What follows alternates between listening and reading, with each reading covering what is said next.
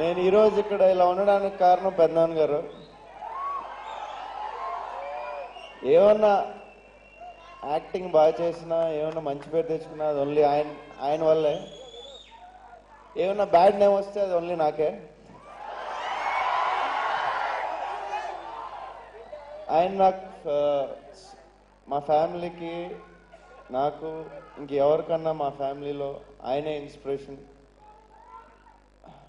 He's the king of our family, diamond of our family.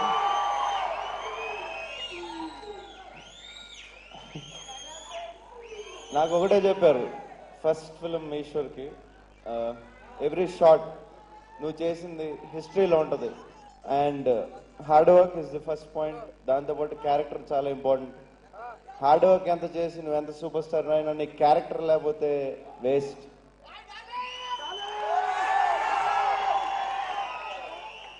So మా ఫ్యామిలీకి ప్రతి ఒక్కడు అందరూ పెద్దనాన్న గారు రుణపడి ఉంటాం.